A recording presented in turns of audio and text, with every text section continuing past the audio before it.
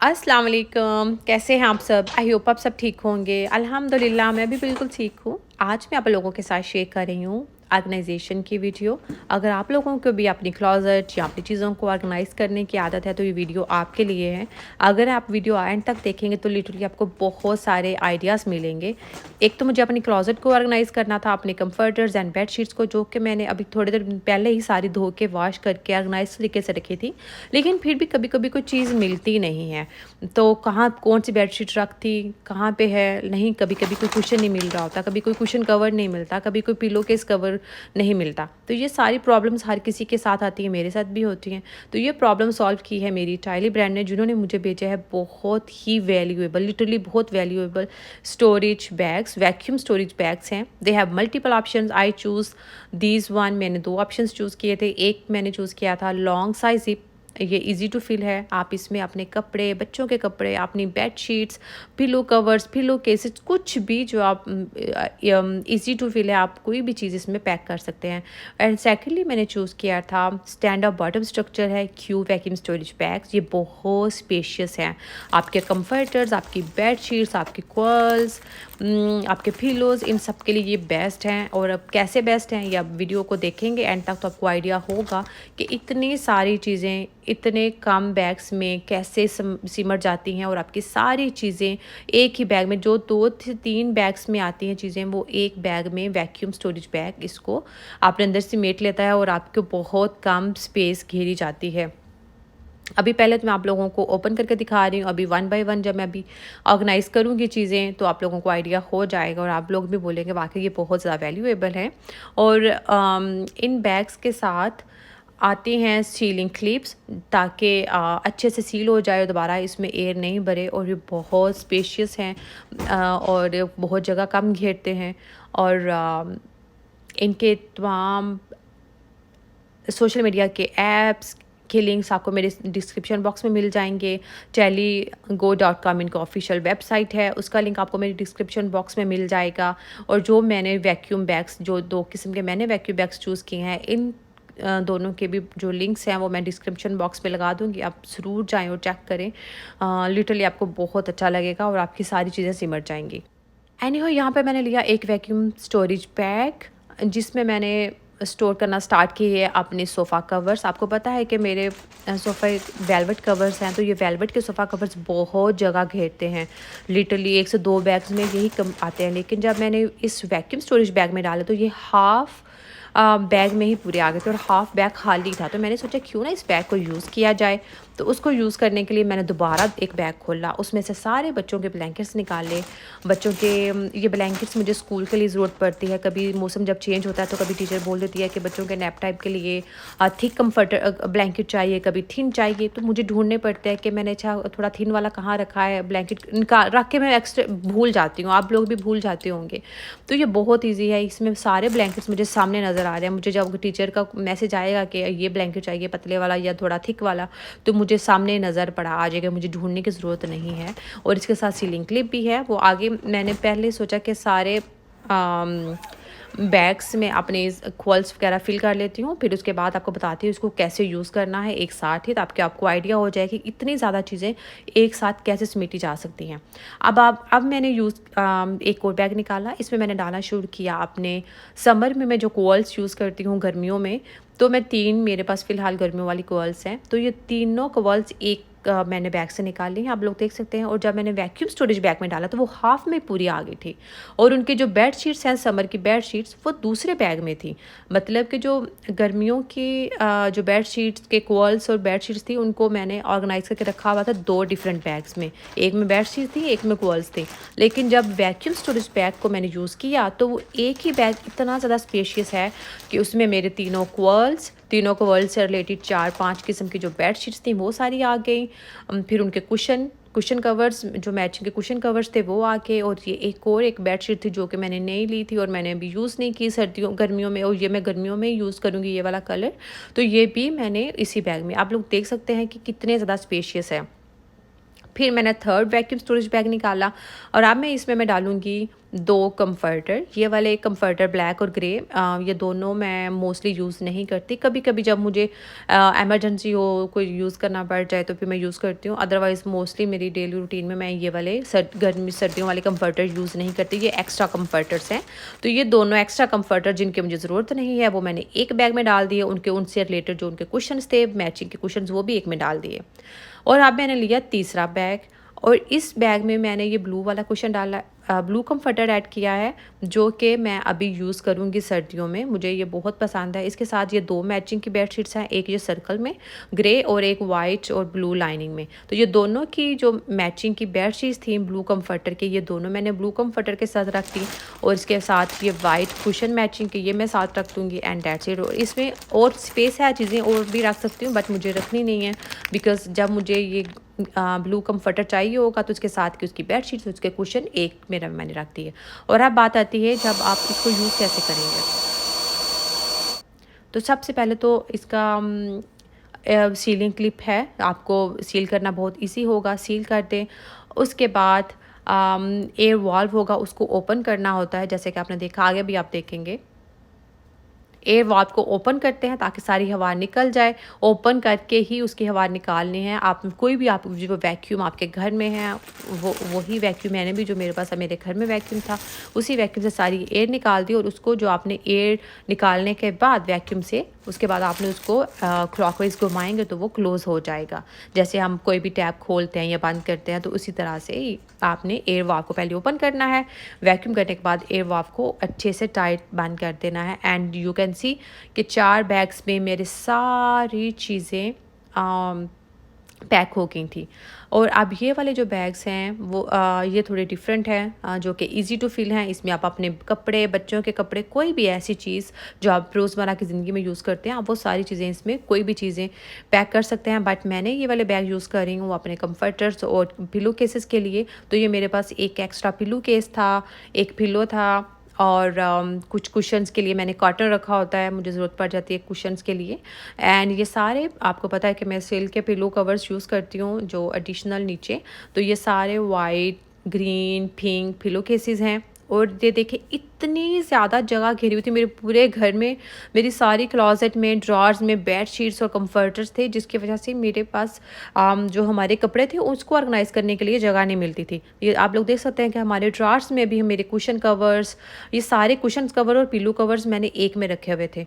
और ये इतनी सारी चीज़ें जो इधर उधर बिखरी थी, ड्रॉर्स में थी, बैग्स में थी, ये सारी चीज़ें थोड़ी सी एक छोटे से बैग में सिमट जाती हैं। कैसे? क्योंकि सिर्फ वैक्यूम स्टोरेज बैग में ही ऐसा हो सकता है। लिटरली आप लोग देख सकते हैं कि पिलो कहीं था, पिलो केसेस कहीं थे, पिलो केसेस ड्रॉर में भी थे, जो सारी चीज़ें सिमट गई हैं। और मैं बहुत खुश हूँ बिकॉज़ अब मेरे पास बहुत सारे ड्रॉर्स खाली हैं जहाँ पे मैं अपने कपड़े, बच्चों के कपड़े, अली के कपड़े ईज़िली ऑर्गेनाइज़ करके रख सकती हूँ। और बस आपने फिर इसके बाद जब वैक्यूम कर लिया तो एयर वाल्व को अच्छे से घुमा देना है और दैट्स इट। और ये पिलो कवर्स मुझे हर रोज़ नहीं चाहिए होते तो मैंने पिलो कवर्स इस क्लोजेट में रख दिए हैं। हाफ़ चीज़ें मैं ऑर्गेनाइज़ कर चुकी थी जो कि थी blankets, quilts and bedsheets and each and everything. और अभी आधा काम बाकी था जो था हमारे ड्रेसेस को, बच्चों के कपड़े, अपने, अली के सब कपड़ों को ऑर्गेनाइज़ करना।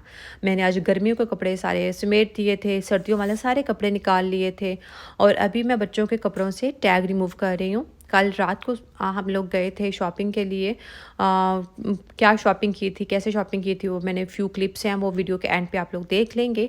तो कुछ कपड़े मैंने बच्चों के समेट लिए थे, कुछ चीज़ें समेट ली थी, लेकिन मेरे पास टाइम नहीं था तो ये उनके कुछ ट्राउज़र रह गए थे जिनको मुझे समेटना अभी बाकी था।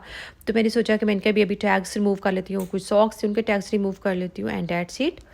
और मैंने तकरीबन 2 से 3 घंटे लगे थे। ये जितने भी चीज़ें आप देख रहे हैं, आपको सामने जो कपड़े नज़र आ रहे हैं वो मेरे कपड़े ऑर्गेनाइज़ करके रखे हुए हैं। मैंने अपने कपड़े हैंग कर लिए हैं और कुछ तय लगा के सारे सेपरेट से जीन्स और शर्ट्स एंड ट्राउज़र्स एंड मेरी शॉल्स और देसी कपड़े और दूसरे शर्ट्स वाला सब कुछ लदा मैंने सॉर्ट आउट करके अपने कपड़े रखे हुए हैं। और ये मैं बच्चों की शर्ट्स हैंग कर देती हूँ। अमल एंड नेज़ल की जो स्कूल शर्ट्स पहन कर जाती हैं वो मैं हैंग कर देती हूँ, लेकिन पजामाज मैं उनके हैंग नहीं करती क्योंकि इतनी स्पेस नहीं होती क्लोजेट में। तो पजामाज मैं उनके तय लगा के वैनिटी में रख देती हूँ, वैनिटी के जो ड्रॉर्स हैं। तो वो मैंने अभी शूट नहीं किया, वो किसी दिन फिर आप लोगों के साथ शेयर करूँगी कि बच्चों के कपड़े मैं किस तरह से ऑर्गेनाइज़ करके रखती हूँ। क्योंकि अभी टाइम हो रहा था, ऑलमोस्ट 2 बज चुके थे और अमल एंड नेज़ल आने वाली थी और मुझे अभी उनके लिए, उनके आने से पहले ही मैं एक्चुअली उनका लंच प्रिपेयर कर लेती हूँ क्योंकि वो सुबह से भूखी होती हैं। तो मैं अभी मेरे पास तकरीबन आधा घंटा 35 मिनट थे, तो मुझे अभी अपने बेडरूम को भी क्लीन करना था। तो ये सारी सॉक्स जो मैं इनके लिए लेकर आई थी, तो इनसे भी मैंने सारे टैग्स वगैरह हटाए। तो मैंने ये सारे कपड़े जो कि अभी कुछ आपको कैमरा के पीछे भी हैं जो आपको नज़र नहीं आए, ये सारे मैंने अपने पूरी क्लोजेट खाली की थी। सारे कपड़े मैं बाहर ले गई थी लिविंग एरिया में ताकि मेरा बेडरूम साफ़ हो जाए। मैं बेडरूम को अब क्लीन करूँगी, अपनी बेडशीट चेंज करूँगी, बेड सेपरेट चेंज करूँगी, अच्छे से पूरे बेडरूम को डीप क्लीन करूँगी, वैक्यूम वगैरह करूँगी और उसके बाद अपने कपड़े क्लोजेट में रखूँगी। ये मैंने ऑर्डर किया था ऑनलाइन ही काफ़ी अर्सा पहले, लेकिन अब सर्दियाँ आ गई हैं तो मैंने कहा यूज़ करते हैं कम्फर्टर कवर। जैसा कि आप लोग देख सकते हैं कि मैं सारे हमेशा कम्फर्टर ही लेती हूँ as it is, like separate से कम्फर्टर कवर्स और कम्फर्टर यूज़ नहीं करती एज अ लाइक कवर के साथ जो कम्फर्टर है, जैसे कि अभी मैं ग्रे पैक कर रही हूँ ऐसे ही लेती हूँ। लेकिन अब मेरे पास स्टोरेज की जगह नहीं है, तो इसलिए मैंने सोचा था कि मैं एक वाइट कम्फर्टर लेके अब उसके ऊपर कवर चेंज कर लिया करूँगी क्योंकि अब मेरे पास रखने की जगह नहीं है। तो ये ग्रे कम्फर्टर, उसके साथ मैचिंग के कुशन्स ये मैंने पैक कर दिए थे। वैक्यूम स्टोरेज बैग जो कि लॉन्ग साइज जिप है, इजी फीलिंग है, इसी में बिकॉज़ ये मैंने आई थिंक हमने मैक्सिमम 8-10 दिन ही ये वाला कम्फर्टर लिया है। ये बिल्कुल वॉश्ड है, बिल्कुल साफ़ है, बिल्कुल कोई इसमें स्मेल नहीं है, कोई दाग धब्बा नहीं है, इसलिए मैं इसको पैक करके रख रही हूँ। क्योंकि जब भी सर्दियाँ जाती हैं और गर्मियाँ स्टार्ट होती हैं तो मैं सारे अपने कम्फर्टर्स वॉश करती हूँ। फिर जब गर्मियाँ ख़त्म होती हैं, सर्दियाँ आती हैं तो अपनी सारी कॉल्स वॉश करके रखती हूँ। एनी हाउ, अब मैं अनपैक कर रही थी अपना कम्फर्टर सेट। ये कम्फर्टर कवर मैंने ऑर्डर किया था ऑनलाइन ही कुछ महीने पहले, लेकिन अभी मैं यूज़ कर रही हूँ तो सोचा कि आप लोगों के साथ भी शेयर करती हूँ। This is the first time कि मैं इस तरह से कोई लेसेस वाला कंफर्टर सेट यूज़ कर रही हूँ। अदरवाइज़ आपने देखा है कि हमेशा प्लेन होते हैं, एम्ब्रॉयडर्ड होते हैं बट प्लेन होते हैं। लेकिन दिस इज़ द फर्स्ट, मुझे बहुत डिफरेंट लगा था। मैंने सोचा कि चले एक तो बनता ही है वरना मैं इतने इस तरह से फैंसी नहीं मोस्टली यूज़ करती। लेकिन कलर मैंने बहुत लाइट लिया था, मुझे बहुत अच्छा लगा था ये कलर कम्बिनेशन। तो मैंने इसके साथ ये बेडशीट भी लेके ये मैं लेकर आई थी JC पहनी से बेडशीट। तो ये भी मैंने बाय करके तभी इसके साथ रख दी थी, स्किन कलर में, बेज कलर है बेसिकली। तो ये आई थॉट कि इसके साथ बिल्कुल लाइट कलर में ही मैं बेडशीट यूज़ करूँगी। और अब बारी आती है, एक और मुश्किल काम लगता है मुझे अपने बेडशीट एंड बेड स्प्रेड को आयरन करना। तो वो अभी मैं आयरन करूँगी, तो मैंने सोचा कि पहले मैं अपने कुशन कवर्स हटा लेती हूँ, बेडशीट हटा लेती हूँ। तो आपको ये देखें, जब मैंने कुशन कवर्स, आपको पता है कि मैं सिल्क के नीचे ज़रूर यूज़ करती हूँ, डबल कुशन कवर्स होते हैं, तो मैंने डबल कुशन कवर्स हटा दिए। उसके बाद मैंने शूट नहीं किया, आयरन करते हुए क्या ही शूट करती है और वीडियो बहुत लंबी हो जाती है। तो फिर मैंने अपने सारे pillow cases, comforters, bed sheets को ये घंटे का काम था, मैंने 15 मिनट में फटाफट किया बिकॉज़ बच्चे आने वाले थे और हल्का फुल्का सायरन कर लिया, ज़्यादा अच्छे से मैं नहीं कर पाई। और यहाँ पर अब मैंने सोचा कि मैं साथ ही 1 बाय 1 करके cushion covers and pillow covers जो है चढ़ाना स्टार्ट किए थे। कुशन कवर्स भी मैं वॉश करके रखती हूँ हमेशा बेज कलर के, ये मैं पहले भी यूज़ कर रही हूँ, ये पुराने ही कुशन कवर्स थे। लेकिन यहाँ पर सिल्क के पिलो कवर्स नीचे ना हो तो मुझे तसल्ली नहीं होती, बिल्कुल साफ़ सुथरा आपका बेड स्प्रेड होना चाहिए। मैं पहले भी शेयर कर चुकी हूँ। तो मेरी एक सब्सक्राइबर हैं, अब मुझे उनका नाम नहीं आता, बट आई थिंक मेरी हर वीडियो को नीचे उनका कमेंट आया होता है कि pillow cover case change please, something ऐसा वो कुछ बोलती हैं कि पिलो कवर चेंज की वीडियो बनाएं। तो आज आप खुश हो जाएं, मैंने इतनी डिटेल में ये वीडियो दोबारा से बना दी। अब हर रोज़ तो नहीं बना सकती इस तरह से वीडियो, तो लेकिन ये आपके लिए मैंने थोड़ा सा ये वाले डिटेल में क्लिप्स ऐड कर दिए थे ताकि आप लोग आप देख लें कि मैंने किस तरह से पिलो कवर्स चेंज किए थे। पहले नीचे चारों पिलो कवर्स जो हैं सिल्क के पिलो कवर्स जो पुराने थे वो उतारे, नए सिल्क के कवर्स अब ब्रांडेड न्यू नीचे चढ़ाए और उसके बाद ऊपर जो भी बेडशीट्स के और कंफर्टर सेट के मैचिंग के केसेस थे वो चढ़ा दी एंड दैट्स इट। और बेडशीट मैंने स्प्रेड कर दी थी और अब बारी थी कंफर्टर का ऊपर जो कवर है वो चढ़ाने की। जब ये कवर मैंने ऑनलाइन ऑर्डर किया था तो इसके साथ मैंने अपने रूम को डेकोरेट करने के लिए साइड टेबल्स के लिए भी 2-4 चीज़ें ऑर्डर की थी सेम कलर्स में, लेकिन अभी मेरे पास टाइम नहीं था तो फिर मैंने वो ये अपने रूम को लाइक डेकोरेट नहीं कर पाई उस तरह से, बिकॉज़ आई थिंक मेरे पास 15 मिनट थे मैक्सिमम बच्चों के आने में। तो बस मैं जल्दी जल्दी से अपना काम निपटा रही थी और बेड स्प्रेड चेंज करने के बाद मैंने सोचा कि अपने रूम को थोड़ा सा पहले खुशबूदार किया जाए, बिकॉज़ सुबह से कपड़े जब आप कपड़े निकालते हो ना तो एक अजीब सी स्मेल होती है, बिकॉज़ गर्मियों वाले कपड़े रखे हैं, सर्दियों वाले रखे हैं, तो सुबह से कमरे में आप विंडोज़ तो खोल नहीं सकते बिकॉज़ सर्दियाँ हैं, तो फिर कमरे में एक अच्छी सी खुशबू तो आनी चाहिए। तो मैंने इसलिए जैसे ही बेड स्प्रेड बिछाया तो मैंने सोचा कि इससे पहले कि मैं अपनी क्लोज़ेट को ऑर्गेनाइज़ करना स्टार्ट करूँ, सारे कपड़े जो मैंने बाहर तह लगा के या हैंग किए हुए हैं या सारी चीज़ें ऑर्गेनाइज़ करके रखी हैं, वो सारे अपने कपड़े क्लोज़ेट में रखने से पहले एक अच्छी सी कमरे में वाइब तो होनी चाहिए। तो मैंने सबसे पहले तो डिफ्यूज़र ऑन किया। आई थॉट कि उसके बाद मैं वैक्यूम एंड डस्टिंग और सब कुछ करूँगी। तो डिफ्यूज़र में मैंने ना स्वीट ऑरेंज की खुशबू मुझे इतनी अच्छी लगती है, स्वीट ऑरेंज का मैंने एसेंशियल ऑयल यूज़ किया। ये भी मेरे पास पूरी किट है, मैं किसी दिन आप लोगों के साथ ज़रूर वीडियो शेयर करूँगी। सीरियसली बहुत अच्छी खुशबू आ रही थी पूरे बेडरूम से। और इसके बाद फिर मुझे इतना अच्छा लग रहा था जब बेडरूम सुबह से बेडरूम गंदा था, तो काम कर तो रही थी, वीडियो भी कर रही थी, काम भी कर रही थी, लेकिन ना ऐसे मज़ा नहीं आ रहा था इतना काम करने का। और अब सारे जो हेक्टिक वाला काम था वो ख़त्म हो चुका था, आपके रूम की थोड़ी सी लुक चेंज हो गई थी, रूम से खुशबू अच्छी आ रही थी। तो अब बस मैंने सोचा कि मैं वैक्यूम करती हूँ और उसके बाद जो है ना वो सुकून से अपने सारे कपड़े सेट करूँगी।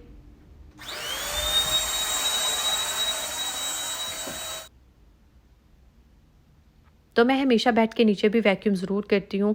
मेक श्योर करती हूँ कि कोई चीज़ ना हो बेड के नीचे। वो उस साइड पे आपको थोड़ी सी चीज़ें नज़र आ रही होंगी, वो बच्चों की कुछ एक्टिविटीज़ की चीज़ें होती हैं जो उनसे छुपा के रखी होती हैं यहाँ पर। और मोस्टली मेरे बेड के नीचे कोई चीज़ें नहीं होती। मुझे बेड के नीचे कपड़े स्टोर करना, जूते स्टोर करना ये बिल्कुल भी अच्छा नहीं लगता, स्मेल क्रिएट हो जाती है।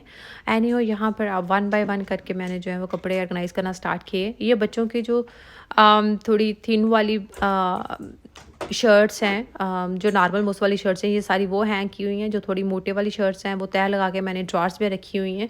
अभी जब ज़्यादा सर्दी वाली आएगी उस तरह से तो फिर वो वाली से निकाल के हैंग कर दूँगी। तो मुझे बच्चों के कपड़े ऑर्गेनाइज़ करना ना लिटरली हर 15-20 दिन बाद मैं उनके कपड़े ऑर्गेनाइज़ कर रही होती हूँ। मौसम ऐसे चेंज होता है कि जब सुबह-सुबह बच्चे स्कूल जाते हैं इतनी सर्दी होती है कि उनको फुल गर्म कपड़े पहना के भेजना होता है, और फिर मैं कुछ ऐसे कपड़े भी ढूँढती हूँ जो वो जब क्लासरूम में बैठे तो क्लासरूम में इतनी ज़्यादा गर्मी होती है तो वहाँ पे उनको गर्मी फ़ील ना हो।